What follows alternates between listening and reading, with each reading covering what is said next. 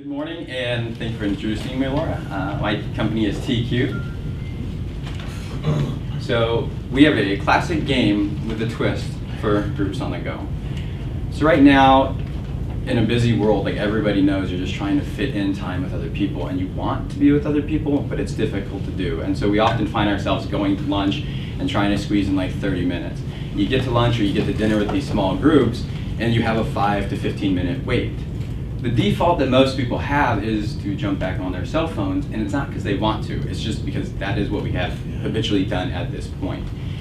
And so what would be nice is if you actually have something that the entire group can play in those 15, 20 minutes, sorry, 5 to 15 minutes, that the second they see it, even if it's new, they're familiar enough with the base that they think they can do it.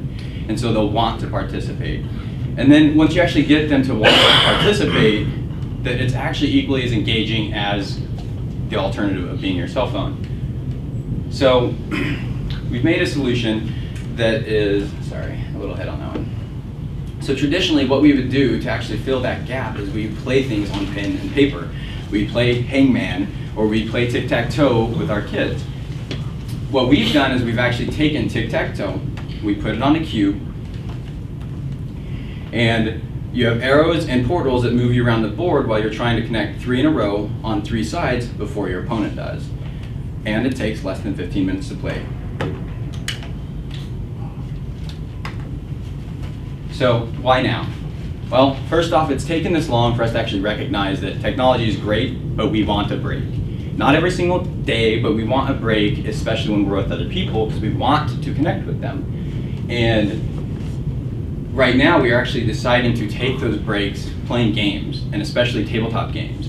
Tabletop games and conventions in the industry actually, even though video games are booming, tabletop is still booming, and it's actually at a faster rate. So people are going to conventions. This is the 50th year reunion of the largest tabletop game convention. It took 48 years to get to 30,000. From 14 to 15, they grew by 19,000, and they grew another 10,000, 12,000 this year. So people are really wanting to spend their times with others doing something like this, playing games.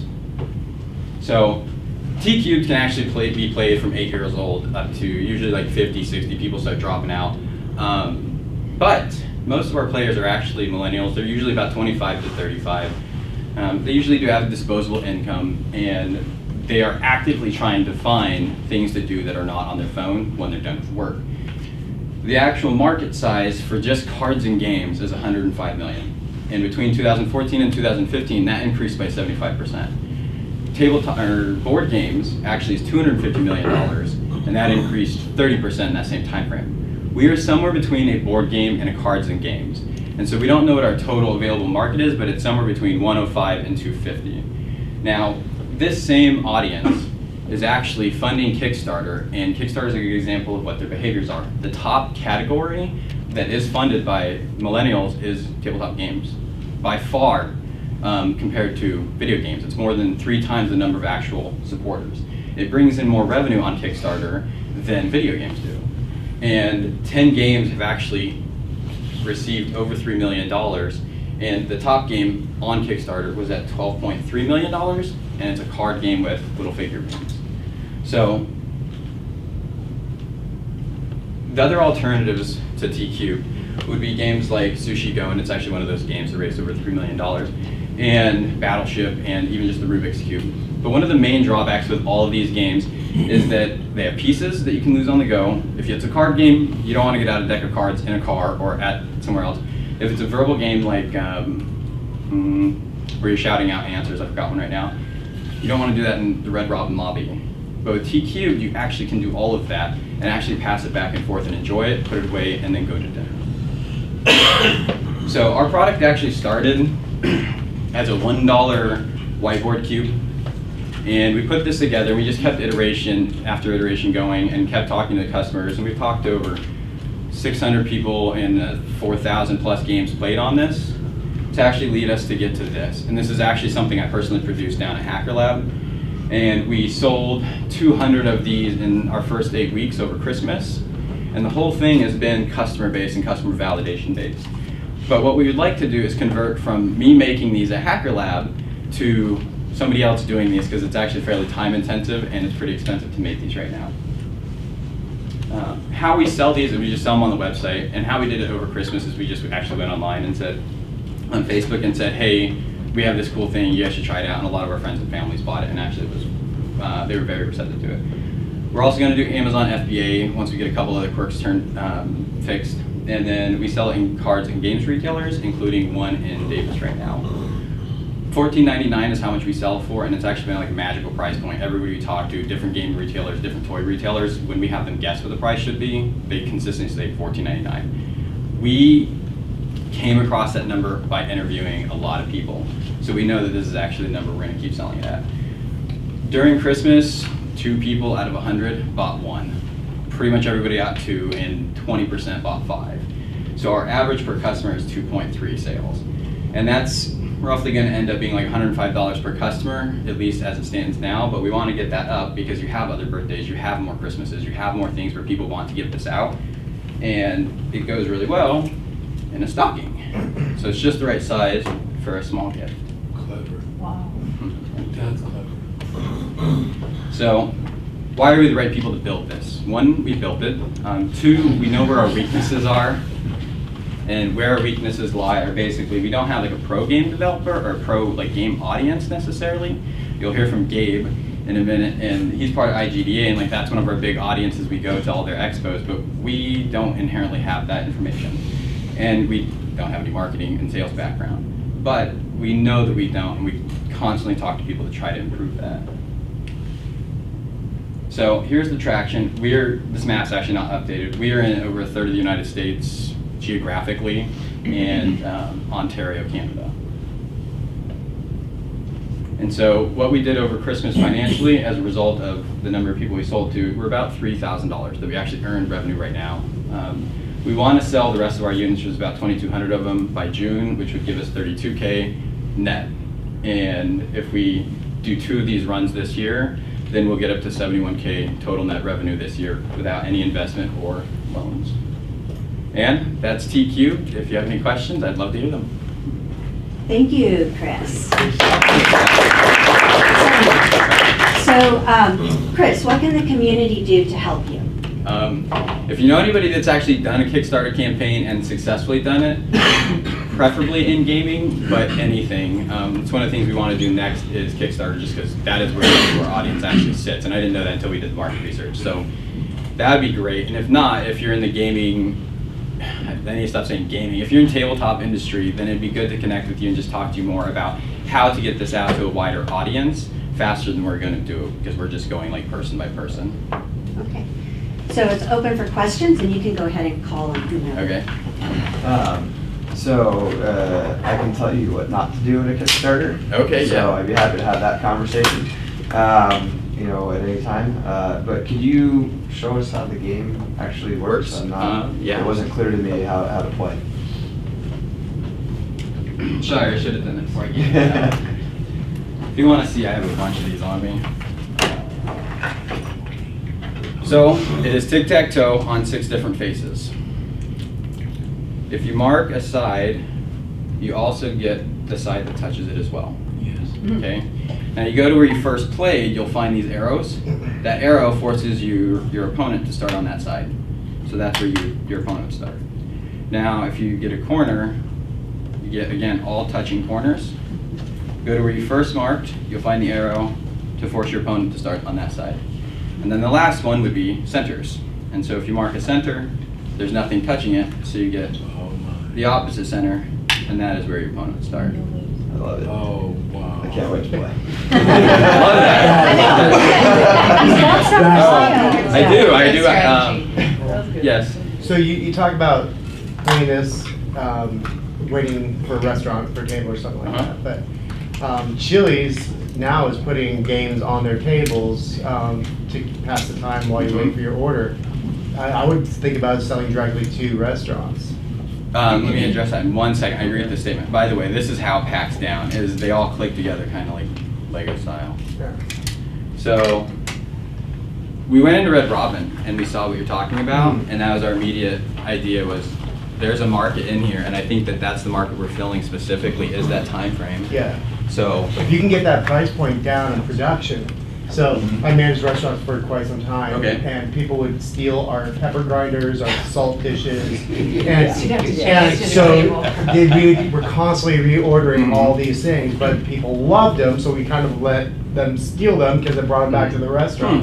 that's kind of So it's kind of a catch-22 for the restaurant, but if you hook them in, the reorders of this, especially if you can drive that price point down and engage the kids and the family, it's like a unique differentiator for restaurants. You can also logo those Yeah. restaurants, Absolutely. Yeah. right? Offer them custom printing to make it theirs. And then everywhere those show up at, they've got their logos out there. So, and then the last thing, Amazon, I would caution you, unless you have an IP portfolio set, that's really protected, try to achieve that first. Because if try to you achieve Amazon first. try to achieve, shore up your patents on this, protect it as much as possible before you go out there. Right. Because if it's really popular, they'll steal it right from underneath you. So I really like this suggestion, and anybody else that's making games real fast, my experience with this is, we went to go out to Amazon, and you can immediately actually cost yourself way more money, because if people have a lot of returns, they'll just close your account, and there's very little you can do about them closing it. And then they say, do you want to pay 2/3 of the total cost to have these destroyed, or 100% of the cost to have them sent back to you? And because these are still made in-house, they have enough little quirks that like full-fledged retailers like Amazon would have returns. And so, yeah, I agree. So I would focus, I'm in that world right now, Okay. and I kind of inherited Amazon, and they focus more on that rather than, you don't build a brand on Amazon, and that's what you want to do. So I would focus more on your online marketing to your website, especially to protect margin, right? And then you use Amazon as a supplemental channel to get it out there. But Amazon is not as turnkey as everybody thinks, and nor is it an inexpensive sales solution. I'd love to actually grab coffee with you and talk Sure, more about yeah, no that. 'Cause problem. That's one of the things we're trying to It's, decide right it's now. like I spent years marketing on Google and Facebook, and there's enough overlap to trick you into thinking you know what you're doing. There's enough difference to kick you in the teeth really quickly to show you that you don't know how to market properly on Amazon just yet. So, just I'll be happy to share my successes and failures. I'm very interested in that. Thank you. Any other questions?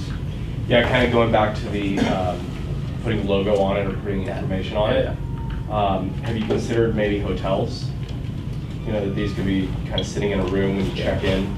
People walk into a room, they just hang out. I haven't thought about that. That's not been recommended. It's a good idea.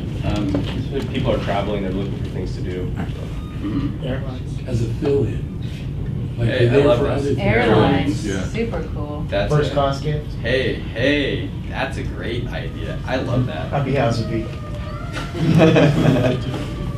So yeah, those are good suggestions. I would say my only concern right now with logos, we kind of went through this with another company already.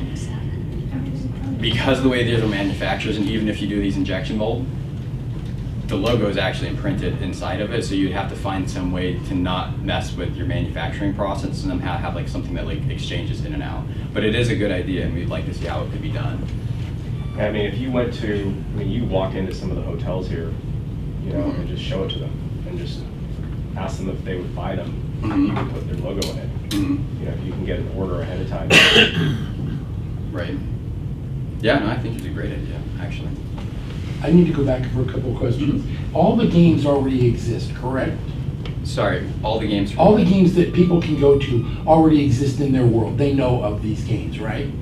Okay. Do you have any games of your own that you can go take them to first and then out to somebody else's? You mean that I can actually just walk these into and do, or? Yeah. So what That would be the free one. Yeah. That then, you know how the games do that. You can play for free and then you have to accumulate chips and go from there. Right. So what we do, actually, IGDA, so Gabe's in charge of IGDA, like they have an expo, and that's what launched this. Like we basically took a bunch of these to this expo, and we're like, we have this tic-tac-toe game, will you play it and tell us what you think? And like we've grown it by continually just going to these expos and talking with people like Gabe, and just saying like, how do you modify this? And like, that's actually how we've been able to build our audience as well. is like just going out and asking people, and we're at the stage where we're selling it, and it is a transition from what we're talking about to selling it, and especially selling it online and finding those people online and getting them in. I know. And so we did a whole bunch of that, like all of 2016. One more question. Okay. Yeah, at the school, at schools, there is a real problem with teachers and cell phones. They get the kids coming in and they want to be on their doggone cell phone. The teacher wants to teach. Are there any possible games that could be, that the teacher could use and plug into their curriculum or plug into what they're doing? For tCubed? So this is the first game, and this is why I'm saying we're somewhere between cards and board game. Oh, This is okay. kind of a game board if you think about it, and the first thing, 1 in 5 people like, you should make this into a drinking game. I am sure you can make this into a drinking game. We haven't yet, and so rather than making another product, we actually want to, sometime in this next year, just start having people develop games for this, and just helping publish the games for this. Because all it is a board with a marker, and there's a lot you can do with that. Yeah, question. So, or a couple questions. I might have missed it, but how much does it cost to make? $5 and a bunch of my time. Well, $3 and a bunch of my time. And you said it's made out of whiteboard and. So it's acrylic, and it's painted on the backside. Can you use both sides of the cube? So if I wanted to change the paint to the other side and use an orange, or change the entire color of the cube and do another game on the other side, Right. is it irreversible? Can you You, turn it inside out? you and use technically can. So on the inside it is actually white. So you could make it a whiteboard. This is the one I was talking about when I said whiteboard. It's just where we started. You can, but because of the color-coded dots for assembly, it would make it difficult. And the popularity of those would lead me to say I don't care about putting anything on the reversible side, just because most people are like, oh, I like being able to just click this together. It's very intuitive. But I have thought about what you're talking about, and if we end up not doing it with the same type of manufacturing process with these finger joints is what they're called, you could make them reversible so any side can go anywhere, and then you could do some cool games with that, but we just haven't gotten to exploring that yet. Anybody else? I had one more. Okay. Did I hear you say something about the fact that you could have multiple players at a table in a restaurant and they can pass the cube amongst themselves and play that way? Right, so you can, Thank you. you Okay. can do That's just, good. yeah, real fast. You can do 1 to 4 players usually works out. That by 4 they get bored. If you do 4, it's 2 versus 2, and you're kind of doing cooperative gameplay to win 3, and we've done that, and that's fun.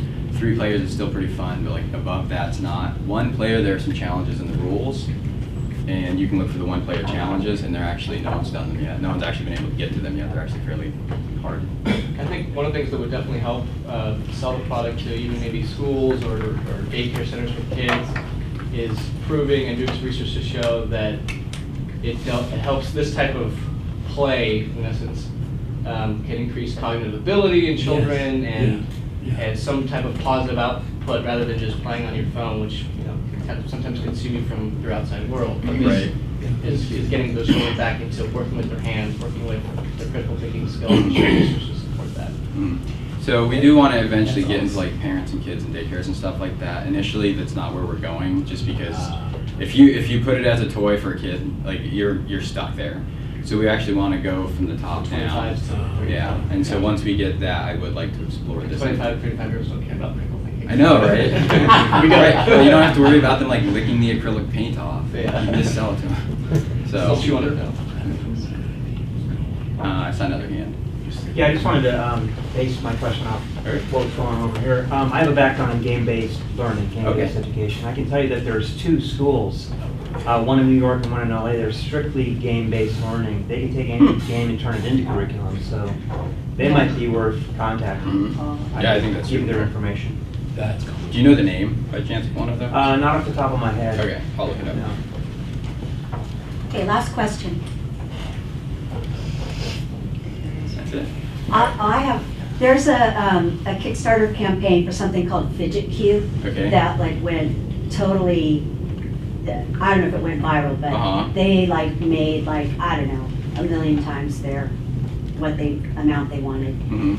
And they also had issues with people imitating their product and selling it on Amazon. But anyway, it would be an interesting campaign for you to look at, Mhm. this Fidget Cube. It's not a game, it's like this little cube that you like fidget with. Hmm. So I bought one, but I don't have it yet. But anyway, That's it, that's all. Okay, thank you. All right, thank you, everybody.